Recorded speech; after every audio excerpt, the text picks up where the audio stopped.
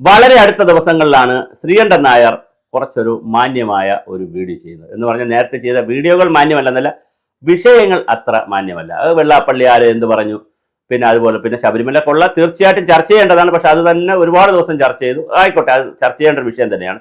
പിന്നെ ആവശ്യമില്ലാത്ത അലുമ്പ് കാര്യങ്ങളാണ് പലപ്പോഴും ഈ ചാനൽ ചർച്ചയുടെ അന്തി ചർച്ചയിൽ വരുന്നത്. പക്ഷേ വളരെ മനോഹരമായ ഒരു ചർച്ച ശ്രീകണ്ഠൻ നായർ നടത്തി. മാത്രമല്ല 3 പേരെ ശ്രീകണ്ഠൻ നായർ വിളിച്ച പാനലിസ്റ്റുകളും വളരെ പ്രമുഖരായിരുന്നു. ഒന്ന് ശൈലജ ടീച്ചർ, മുൻ ആരോഗ്യമന്ത്രിയാണ്, കേരളത്തിന്റെ അമ്മ എന്നൊക്കെ പറഞ്ഞ് ഇങ്ങനെ വലിയ ഹൈപ്പ് കിട്ടിയിരിക്കുന്ന ഒരു പാർട്ടിയുടെ ഒരു നേതാവാണ്. കണ്ണൂരിൽ നിന്നുള്ള അടുത്ത പിണറായി കഴിഞ്ഞാൽ അടുത്ത ആള് എന്നുള്ള നിലയിലൊക്കെ വളർന്നു വന്ന് നിൽക്കുന്ന ഒരു ടീച്ചറാണ്. പക്ഷെ അതെങ്ങനെ കണ്ണൂർക്കാർ അനുവദിക്കും? വനിതയാണ്. പല കാരണങ്ങളാൽ കണ്ണൂർക്കാർ അത് അനുവദിക്കാൻ സാധ്യതയില്ല. എങ്കിൽ ഇപ്പം മന്ത്രിയൊക്കെ ആക്കണമായിരുന്നല്ലോ, വീണ ജോർജ് ആകില്ലായിരുന്നല്ലോ. എന്തായാലും അത് കഴിഞ്ഞിട്ട് പിന്നെ തിരുവഞ്ചൂർ രാധാകൃഷ്ണൻ, വളരെ സീനിയർ ആയിട്ടുള്ള കോൺഗ്രസിന്റെ നേതാവാണ്. അൽഫോൺസ് കണ്ണന്താനം, അദ്ദേഹവും ഇപ്പോൾ BJPയുടെ വളരെ സീനിയർ ആയിട്ടുള്ള നേതാവാണ്, മുൻ കേന്ദ്രമന്ത്രിയാണ്. മറ്റു 2 പേരും സംസ്ഥാന മന്ത്രിമാർ. പിന്നെ ശ്രീകണ്ഠൻ നായർ ചാനലിന്റെ മേധാവി എന്നുള്ള നിലയിൽ വളരെ സീനിയർ ആയിട്ടുള്ള ഒരു പത്രപ്രവർത്തകനും കൂടിയാണ്, മാധ്യമ പ്രവർത്തകൻ. ഈ ചോദ്യങ്ങളിൽ അവരൊരു കോട്ടയത്തെക്കാരിയും കോട്ടയത്തെ ആകാശപാതയും കോട്ടയം കളക്ടറായിരുന്നപ്പോൾ കണ്ണന്താനം എന്ത് ചെയ്തു, ഇങ്ങനെ കുറെ കാര്യങ്ങൾ ചോദിക്കുന്നുണ്ട്. അതിലൊന്നും നമുക്ക് ചോദ്യത്തിന് സംശയമില്ല. ആ കാര്യങ്ങളിലൊന്നും ചർച്ച ചെയ്യാൻ ഞാൻ ഉദ്ദേശിക്കുന്നില്ല.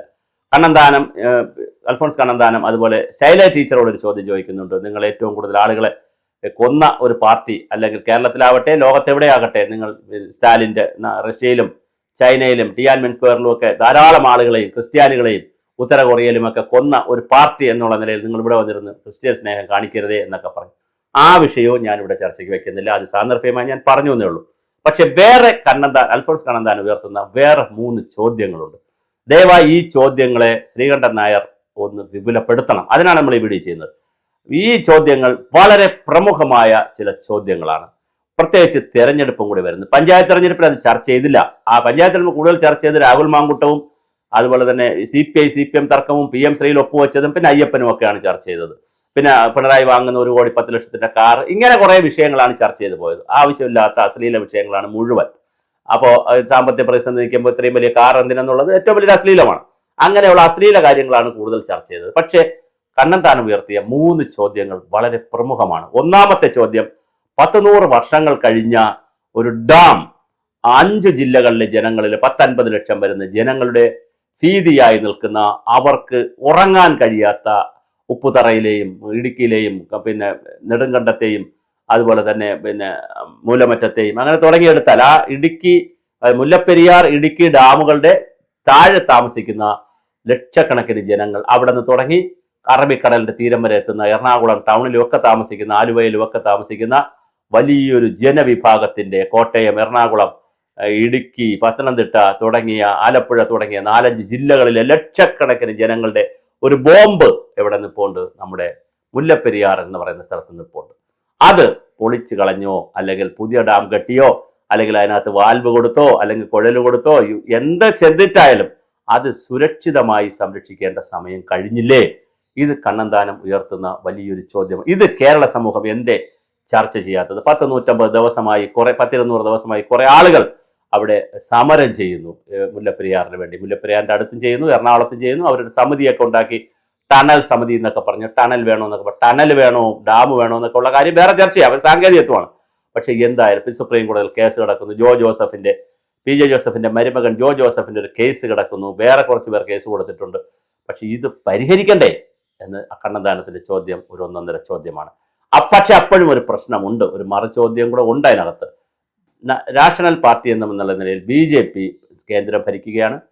അൽഫോൺസ് കണ്ണന്താനം കേന്ദ്രത്തിന്റെ BJPയുടെ ആളാണ്. അപ്പോൾ അദ്ദേഹത്തിന് തീർച്ചയായും കേന്ദ്ര ഗവൺമെന്റിനെ കൂടി ഇതിനകത്ത് ഇൻവോൾവ് ചെയ്യിച്ച് ഒരു പരിഹാരം ഉണ്ടാക്കുന്നതിനുള്ള ശ്രമങ്ങളും നടത്തുന്നുണ്ടാവാം. അങ്ങനെ ഇല്ലെങ്കിൽ അതുകൂടി ആലോചിക്കേണ്ടതാണ്. തീർച്ചയായിട്ടും അത് നടത്തുന്നുണ്ടാവാം എന്നാണ് ഞാൻ കരുതുന്നത്. അങ്ങനെയാണെങ്കിൽ അങ്ങനെ നടത്തുമ്പോഴും കേന്ദ്ര ഗവൺമെന്റിന് ഈ 2 സ്റ്റേറ്റുകൾ തമ്മിലുള്ളതായതുകൊണ്ട് ചില കാര്യങ്ങളിൽ അവർ ചിലപ്പോൾ സൈലന്റ് ആവുമായിരിക്കും. എന്തായാലും കേരളത്തിലെ BJPയും ശ്രീ കണ്ണന്താനം ഇത് രാജീവ് ചന്ദ്രശേഖരൻ്റെയൊക്കെ ശ്രദ്ധപ്പെടുത്തുകയും കേരളത്തിലെ BJP ഇത് ഗൗരവമായൊരു വിഷയമായി ഉയർത്തണം. അപ്പോൾ അതൊരു പ്രധാനപ്പെട്ട വിഷയമാണ്.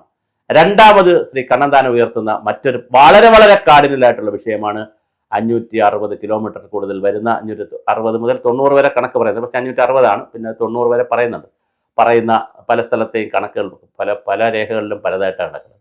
അപ്പോൾ ആ അത്രയും വരുന്ന തീരദേശത്തുള്ള പ്രദേശത്തുള്ള ജനങ്ങളുടെ വലിയ ഭീഷണിയാണ്. അവർ കണ്ണീരിലും കടലിലുമാണ് കഴിയുന്നത്. അവരെ പല ന്യായങ്ങൾ പറഞ്ഞ് അവരെ അവിടെ താമസിപ്പിക്കും. വിഴിഞ്ഞം പദ്ധതി വന്നപ്പോൾ എത്രയോ ആളുകൾക്കാണ് ജീവനോപാധികൾ നഷ്ടപ്പെട്ടത്. അവരെ പുനരധിവസിപ്പിക്കണ്ടേ. ഇപ്പോഴും അവർ വലിയ സമരം ചെയ്തെങ്കിലും അത് കേരള സമൂഹത്തിൽ അത് ഏറ്റില്ല.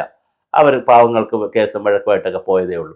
അതുപോലെ തന്നെ ക്ലൈമാറ്റ് ചേഞ്ചിൻ്റെയും ഗ്ലോബൽ വാർമിങ്ങിൻ്റെയും പുതിയ യുഗത്തിൽ വലിയ തോതിലാണ് കടൽ തീരത്തിൻ്റെ ക്ഷോഭവും കടൽ തീരത്തിൻ്റെ ഭീഷണിയും. അവരെ കൃത്യമായി അവർക്ക് തൊഴിലും ഉപജീവന മാർഗങ്ങളും കൊടുക്കുന്നതിനുള്ള എന്ത് പദ്ധതിയാണ് കേരളത്തിനുള്ളതെന്ന് ശ്രീ കണ്ണന്താനം ചോദിക്കുമ്പോൾ ആ ചോദ്യം ശ്രീകണ്ഠൻ നായർ വലുതാക്കേണ്ടതാണ്, ചർച്ച ചെയ്യപ്പെടേണ്ടതാണ്. അടുത്തൊരു ചോദ്യമാണ് അതിനേക്കാളൊക്കെ വലിയ ചോദ്യം. അതായത് കേരളത്തിലുള്ള മക്കൾ, നമ്മുടെ കുഞ്ഞുമക്കൾ, ചെറുമക്കളൊക്കെ 2-3 കാരണങ്ങൾ കൊണ്ട് കേരളത്തിൽ നിൽക്കുന്നില്ല.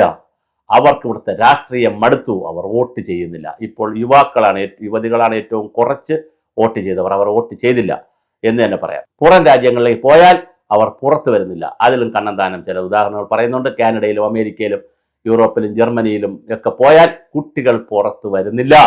എൻ്റെ ഇവിടെ 10 പേർക്ക് 500 പേർക്ക് 1000 പേർക്ക് തൊഴിൽ കൊടുക്കുന്നില്ല. നമ്മൾ സ്വിഗ്ഗിയുടെയും സൊമാറ്റോയുടെയും പുറകെ പ്രൊഫസർമാരും ലെക്ചർമാരും കോളേജിൽ നിന്ന് സ്വാശ്രയ കോളേജിൽ നിന്നടക്കം പിരിച്ചുവിടുന്നവരും ഒക്കെ പോകുന്ന ഒരു നാടായി ഇത് മാറുമ്പോൾ ഡോക്ടർ തോമസ് ഐസക്കിനെ പോലുള്ളവർ കുറെ ഉടായ്പ പദ്ധതികളുമായി തമിഴ്നാട്ടിലെ ആപ്പിൾ കമ്പനിക്ക് 13,000 രൂപയ്ക്ക് കൂലിവേല ചെയ്യാനായി കേരളത്തിലെ ആളുകളെ 300 പേരെ കയറ്റി അയക്കുന്ന പ്രോജക്റ്റൊക്കെ നടപ്പിലാക്കുന്ന അതിവിചിത്രമായ പ്രോജക്റ്റുകൾ ചെയ്യുന്ന തോമസ് ഐസക്കൊക്കെ ഉള്ള നാട്ടിൽ, വിജ്ഞാന കേരളം എന്നൊക്കെ പറഞ്ഞ് പാവങ്ങളെ പറ്റിക്കുന്ന ഈ നാട്ടിൽ, വീണ്ടും പറ്റിച്ചുകൊണ്ടിരിക്കുന്ന ഈ നാട്ടിൽ കണ്ണന്താനം ഉയർത്തിയിരിക്കുന്ന 3 ചോദ്യങ്ങളും വളരെ പ്രസക്തമാണ്, കാലിക പ്രസക്തമാണ്, കേരളത്തിന്റെ ഭാവിയാണ്.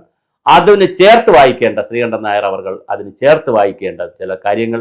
ഒന്ന്, ഈ പറയുന്ന തീരദേശം പോലെ തന്നെ ആദിവാസി ദളിത് വിഭാഗങ്ങളുടെ കാര്യങ്ങൾ ആരാണ് ചർച്ച ചെയ്യുന്നത് ഇവിടെ? അതുപോലെ തന്നെ പട്ടികജാതി പട്ടികവർഗക്കാരെ അവരുടെ നേതാക്കളായി നടക്കുന്ന സണ്ണി എം പൈക്കാടാകട്ടെ, അല്ലെങ്കിൽ ഡോക്ടർ ശ്യാംകുമാർ ആകട്ടെ, മാളവിക ബിന്നി ആകട്ടെ, അവരെല്ലാം ബ്രാഹ്മണന്മാരെ നന്നാക്കാനും ഇന്ത്യയിൽ ഏത് നൂറ്റാണ്ടിൽ ബ്രാഹ്മണന്മാർ കൊണ കൊടുത്തതും ബ്രാഹ്മണന്മാർ എങ്ങോട്ട് പോയി എന്ന് അന്വേഷിക്കാനും ഒക്കെ നടക്കുന്ന സമയം കൊണ്ട് ആ വിഭാഗത്തിൻ്റെ പട്ടികജാതി പട്ടികവർഗ വിഭാഗത്തിൻ്റെ മോചനത്തിന് വേണ്ടി അയ്യങ്കാളിയൊക്കെ തുടങ്ങി വെച്ച കാര്യങ്ങളുടെ പിന്മുറക്കാരായി അവരാരും വന്ന് പണിയെടുക്കുന്നില്ല എന്നുള്ളത് പോട്ടെ, ഒരു സാമൂഹ്യ നവോത്ഥാന പ്രവർത്തനങ്ങളിൽ അവരാരും ഇടപെടുന്നില്ല എന്നാ പോട്ടെ, സർക്കാരും ഇതൊന്നും ശ്രദ്ധിക്കുന്നില്ല. അപ്പോൾ ആ വിഭാഗത്തിൻ്റെ ആളുകൾ, പിന്നെ ഏതു ജാതി എടുത്താലും മതമെടുത്താലും വലിയൊരു വിഭാഗം ആളുകളാണ് ഇവിടെ കഷ്ടപ്പെടുന്നത്. അവർ ദരിദ്രരായി പോകുന്നത്, തൊഴിലില്ലാത്തവരായി മാറുന്നത്, വനിതകളാകട്ടെ കുട്ടികളാകട്ടെ, അതുപോലെ ഉന്നത വിദ്യാഭ്യാസ രംഗം, സ്കൂൾ വിദ്യാഭ്യാസം, എഴുത്തും വായനയും അറിഞ്ഞുകൂടാത്ത LLBക്കാരെ സൃഷ്ടിക്കുന്ന ലാ അക്കാഡമികളും, അത് ലാ കോളേജുകൾ അങ്ങനെ പറയുന്നില്ല, ലാ അക്കാഡമികളും, അതുപോലെ എഴുതാൻ അറിയാത്ത, വായിക്കാൻ അറിയാത്ത, ഇംഗ്ലീഷ് 4 അക്ഷരം പറയാൻ അറിയാത്ത, MA BA MA ജേർണലിസം ഒക്കെ പാസ്സായി, LLB ഒക്കെ പാസ്സായി PhD ചെയ്തുകൊണ്ടിരിക്കുന്ന റഹീംമാരെ സൃഷ്ടിക്കുന്ന ഈ കേരളത്തിൻ്റെ പ്രൈമറി വിദ്യാഭ്യാസത്തിൻ്റെ അലകും പിടിയും മാറണ്ടേ? അപ്പോൾ പ്രൈമറി വിദ്യാഭ്യാസം മുതൽ ഉന്നത വിദ്യാഭ്യാസം വരെയുള്ളതിൻ്റെ അലകും പിടിയും മാറുന്നതിനെക്കുറിച്ചും ശ്രീ കണ്ണന്താനത്തിനെ പോലെയുള്ള ആളുകൾ ചർച്ചയ്ക്ക് വയ്ക്കണം. അപ്പോൾ എനിക്ക് ഇവരോട് പറയാനുള്ള, ഞാൻ അവസാനിപ്പിക്കുന്നു, ശ്രീകണ്ഠൻ നായരോടും ഈ സംഘത്തിനോടും, ആ ചാനൽ ചർച്ചയിൽ വന്ന സംഘത്തിനോടും പറയാനുള്ളത്, കക്ഷി രാഷ്ട്രീയത്തിന് അതീതമായി ശ്രീകണ്ഠൻ നായർ ഒരു കമ്മീഷനെ വയ്ക്കണം. ഇവരെല്ലാം ഉൾപ്പെടുത്തിയാലും സന്തോഷം. എന്നിട്ട് എന്തായിരിക്കണം ഭാവി കേരളം, അത് അടുത്ത തെരഞ്ഞെടുപ്പിന് എന്തായിരിക്കണം പ്രധാന അജണ്ട, വികസന അജണ്ട എന്നുള്ളത് ചർച്ചയ്ക്ക് വയ്ക്കാൻ 24-ന് കഴിയട്ടെ. അപ്പോഴും കണ്ണന്താനം ചോദിച്ച ഈ 3 ചോദ്യങ്ങൾ ചോദ്യമായി തന്നെ നമ്മുടെ മുന്നിൽ നമ്മെ അസ്വസ്ഥപ്പെടുത്തുന്നു.